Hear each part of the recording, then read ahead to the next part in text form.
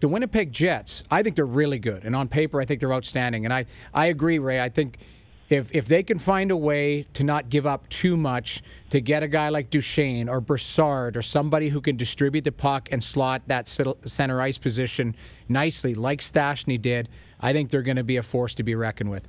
That being said, sorry, go ahead. Oh, I was going. Sorry, I didn't know you had another finish up. No, I was just saying. That being said, easier said than done, because there'll be other teams in on that. And what is the cost of doing business for those players? Well, Duchene's going to cost you a lot. Yes, a lot. There's also the argument that Winnipeg should have ponied up some cash to keep Paul Stastny last year. Well, I would be careful with that, because I worry about Stastny's speed and legs. Like, if you ended up like he was making $7 million coming off that deal from Colorado. Well, from St. Louis, it was 4 at 7, wasn't it? I think it was 28. Yeah, my understanding is he signed the deal in Vegas that the same deal was available here. Right. He wanted to go to Vegas. That's my understanding. The one step further I wanted to carry it on is Winnipeg is going to be in a conundrum this summer too, because Kyle Connor's a star. And 21 goals now. Yeah, he's got 21 goals already. Laine's going to get paid. You've got to deal with Tyler Myers. You've got to deal with Jacob Trouba. Is Morrissey up? I think there's one other. No, 1 year left for Morrissey. Yeah, so they've got some stuff going. You want to talk about offer sheets and situations. Like, Chevy's got his hands full.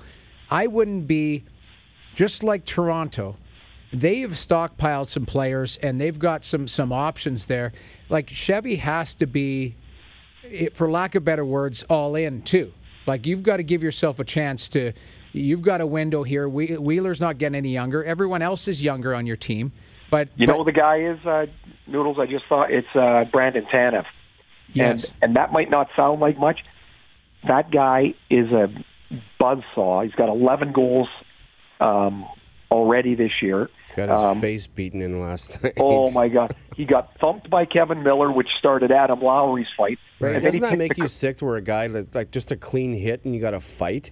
Like, I don't get it. I don't either, man. Like, come on. I don't like it. But so Lowry had to fight, and then Tanev picks Trent Frederick out of the crowd there because I don't know why, but it reminded me of when I fought Steve Thomas, and it didn't look that good. Yeah. Like, Stumpy beat me like a drum, and I think halfway through that fight, Tanev probably realizes, oh, the college kid can fight.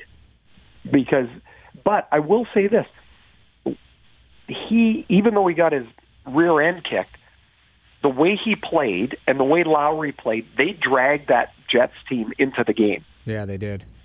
Because it's not so much that, the fights turned it around, but there was an emotion to the game that wasn't there before. It was pretty one-sided. And then all of a sudden, Connor had the 2 shifts when he scored, and the Jets were much better. But those guys dragged them into the fray. And I don't know that they'd be able to pay Tanev.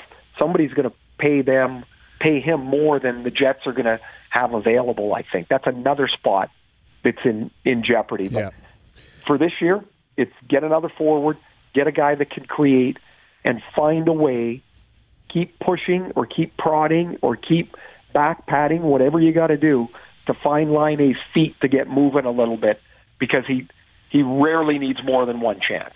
I did think it was a really good idea, even though he had an awful night, that Maurice used him in the shootout. Yeah, I agree. He bought a chance there that maybe he gets one, and he feels a little better about himself. He got stopped, but I like the thought of it.